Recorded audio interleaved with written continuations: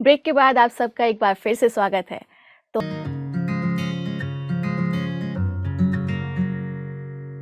तो हम शुरू करते हैं हमारा खास सेगमेंट जो कि आप लोगों को भी काफ़ी पसंद है, रसोई के जादुई नुस्खे। और आज इस सेगमेंट में हम जिस इंग्रेडिएंट की बात कर रहे हैं वो दिखने में तो बहुत छोटा है, पर हम सबके किचन में पाया जाता है। जी हाँ, सरसों के दाने। सरसों के दाने क्या हैं, क्यों इतना कन्फ्यूज़न है, उसके क्या लाभ हैं, उसके पीछे के क्या मिथ हैं, हम सब कुछ सवालों के जवाब जानेंगे देवयानी मैम से। तो देवयानी मैम, सबसे पहला जो सवाल आता है वो ये कि सरसों और राई में क्या फ़र्क है? दोनों ऑलमोस्ट दिखने में एक जैसे हैं, तो कुछ फ़र्क है या फिर नहीं है और इनके क्या फ़ायदे हैं? अब देखिए, पहले तो सरसों का शुरुआत करते हैं फायदा क्या है, राइट? तो पता चलेगा, क्योंकि अब तक आपने देखा होगा सरसों को सिर्फ छौंक में डालते हो, दाल या कुछ भी बनाते हो सब्जी तो छौंक में हम सरसों डालते हैं, राइट? तो वो राई डालते हैं, लेकिन इतना क्यों फायदा है, राइट? तो ये जो सरसों है वो सरसों के पेड़ से सरसों के बीज होते हैं, उसका इस्तेमाल करते हैं। और उसके ये जो इसके अंदर फायदे में, इसके भीतर में विटामिन ए, विटामिन के, विटामिन सी मेन में है। दूसरा कॉपर है, सेलेनियम है, मैग्नीशियम है, पोटाशियम है, यानी कि भरपूर मिनरल से बना हुआ है इसके अंदर। दूसरा, ऐसे बहुत से बीमारियां हैं कि जिसको ये सरसों बहुत हेल्पफुल रहता है। अब देयर आर 3 टाइप्स ऑफ सरसों आते हैं। एक आता है पीले रंग का आता है, एक आता है काले रंग का आता है, और एक आता है भूरा रंग जैसा आता है। तो तीनों का अलग अलग डेफिनेशंस होता है, तीनों का अलग अलग इस्तेमाल होता है। सबसे ज्यादा जैसे हमने बात की कि राई और सरसों, यस डेफिनेटली वो इन्हीं का एक पार्ट है।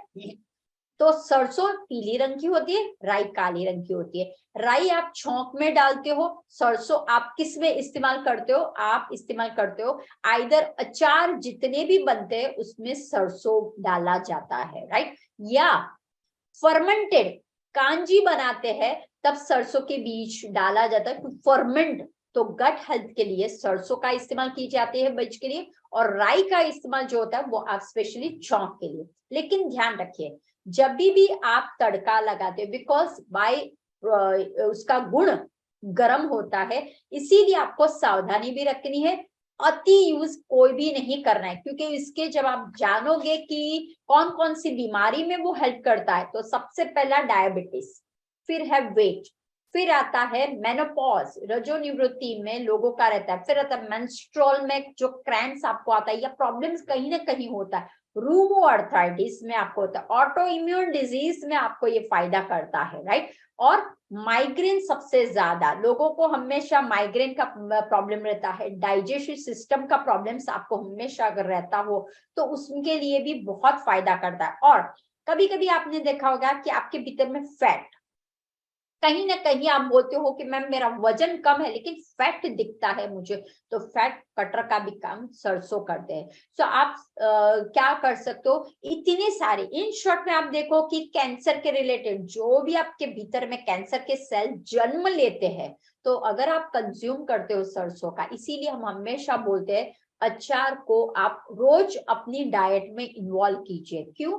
क्योंकि वो सरसों के तेल में भीगा होता है, और सालों साल जैसे जैसे वो जाता है वो अर्क बन जाता है, इन्फ्यूज ऑयल बन जाता है, हर्ब ऑयल वाला बन जाता है। जो आप मार्केट से लेते हो उसको वो प्रिजर्व करते हैं, लेकिन हम जो घर पे बनाते हैं वो कैसा होता है, अपनी आंखों से हम क्या करते हैं, उसको इन्फ्यूज करते हैं, सरसों डालते हैं, फेनल सीड्स डालते हैं, मेथी डालते हैं। अब देखिए, मेथी है, कलौंजी है, सरसों है, ये सब कुछ क्या है, आपके भीतर को रिलीज करने के लिए है। हाँ, लेकिन प्रेग्नेंट लेडी है, गर्भवती लेडी है, उनके लिए सरसों बहुत ज्यादा नहीं, सम मात्रा में, जैसे राई आप 2-3 बूंदे डाल रहे हो वो ठीक चलेगा, लेकिन मैक्सिमम नहीं करना है, क्योंकि सरसों is good for your skin, hair, एक टोनिक का काम करता है वो, तो वो बहुत फायदा करता है। तो वही मैं बोलूंगी आप लोगों को कि कभी आपको कहीं ना कहीं बैक पेन का इश्यू है, सर्वाइकल का इश्यू रहता है, या आपको लगता है कि मुझे हमेशा थकान सी बहुत महसूस हो रही है, तो वो सबके लिए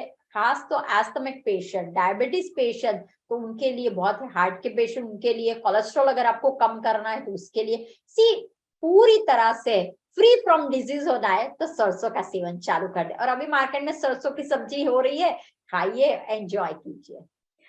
जी हाँ मैम, अभी सरसों का ही सीज़न है तो सबको खाना भी चाहिए। मैम आपने बोला कि सरसों काफ़ी तरीके के रोगों का एक तरीके से क्योर करता है। यहाँ एक सवाल जो आता है वो ये कि क्या सरसों से कैंसर की भी रोकथाम हो सकती है?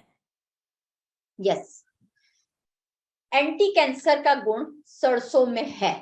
तो अगर आप सरसों का बीज का आइदर मैंने जिस तरह से आपको बताया, आप अगर उसका अपनी डाइट में इस्तेमाल कर दो, जैसे कि आपने जूस बनाया उसमें सरसों के पान डाल दीजिए, आपने अगर कांजी बनाई तो वो सरसों के पानी से ही होता है, राइट, तो वो आप इस्तेमाल कर सकते हो। और ये जो सरसों है वो एक फैमिली, ब्रोचेल फैमिली से, स्प्राउट फैमिली से आया हुआ है, तो वो भी एक आप इस्तेमाल करो तो वो भी एक काम करता है, एंटी कैंसर का काम करता है। इन शॉर्ट जो हमारे सेल होते हैं कैंसर के, उसको तोड़ने का काम, क्योंकि एक ध्यान रखिए, कोई भी अगर कैंसर इमीडिएटली नहीं आता शरीर में। काफी लोगों को मैं सुनती हूँ, मेरे पास आते लोग बोलते कि मैम क्या करूं, अचानक से मुझे कैंसर हो गया, मैं तो बहुत अन्न पर प्रोटेक्ट रखती हूँ, मैंने कभी मुंह में कभी पान भी नहीं खाया।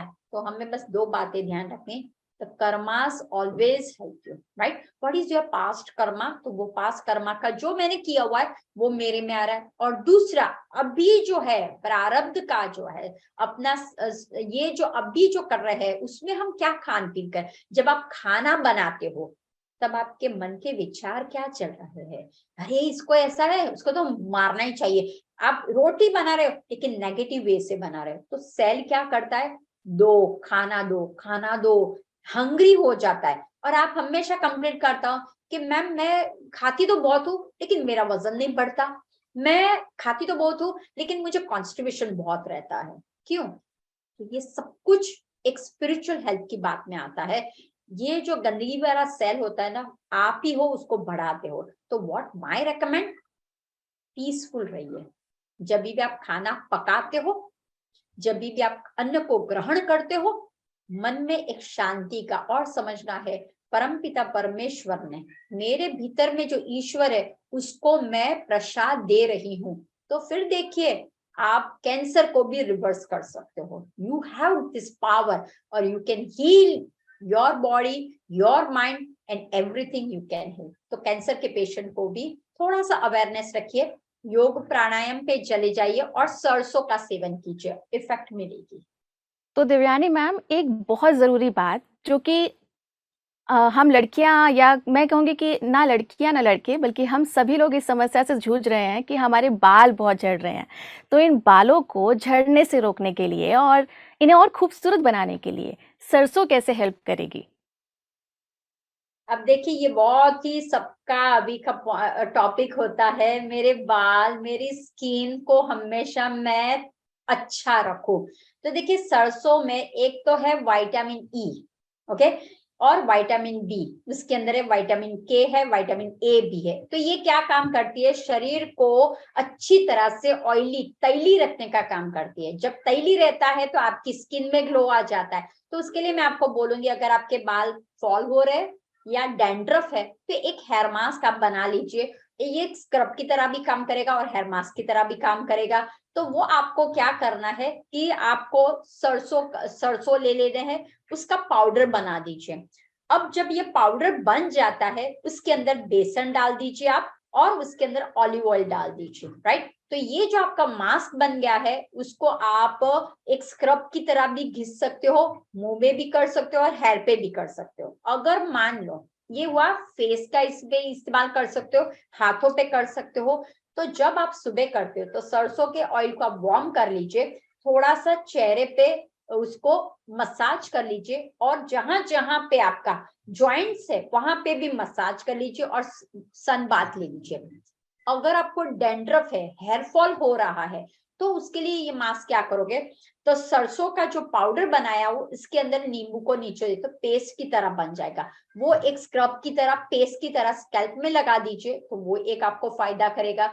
दूसरा, कि स्किन में अनवांटेड हेयर बहुत हो जाते हैं, इसलिए ग्लो नहीं होता, डेड स्किन बहुत हो जाती है, इसलिए नहीं होता। तो आपको सरसों का पाउडर हमेशा ध्यान रखें, सरसों का पाउडर ब्लेंड कर लीजिए अच्छी तरह से, वो दरदरा जैसा हो जाएगा पाउडर। और उसी के अंदर आप क्या करोगे, गुलाब जल डाल दोगे, उसी के अंदर आप क्या करोगे, हल्दी थोड़ी सी डाल दोगे, और उसी के अंदर आप थोड़ा सा बेसन डाल दीजिए, एक मस्त बना लीजिए, अप्लाई कीजिए, उसके बाद लीव इट कीजिए, और फिर आप एलोवेरा का हाथ कर लीजिए और उससे मसाज कीजिए टूवर्ड्स टू हेयर, जहां पे है उस ऑपोजिट डायरेक्शन में कीजिए। तो जो अनवांटेड हेयर जो होते हैं वो भी निकल जाएंगे, और डेड स्किन जो है उस वजह से आपका ग्लो नहीं आता वो भी निकल जाएगा। तो surround the nose area, lips area, chin area, lower chin area, the forehead area, यहाँ पे सबसे ज्यादा आप लोगों को दिखाई देता है, तो वो भी आपका एक सॉल्यूशन है। तो इन शॉर्ट, सरसों खाने के लिए तो है ही अच्छा, लेकिन सरसों बाल और स्किन के लिए भी बहुत अच्छा है। ट्राई कीजिए, कोई ब्यूटी पार्लर में जाने की जरूरत नहीं पड़ेगी, अपने पास प्रकृति ने बहुत सारा दिया हुआ है। Thank you so much ma'am, आपने सरसों के इतने सारे फ़ायदे बताए, साथ ही आपने बताया कि किस तरीके से बीमारी से बचा जा सकता है, कौन सा खान-पान हमें फ़ॉलो करना चाहिए, किन सब्जियों को, किन फलों को हम अपने खाने में शामिल करना चाहिए। साथ ही आपने हमारे दर्शकों के सभी सवालों के जवाब भी दिए, इसके लिए आपका बहुत-बहुत धन्यवाद।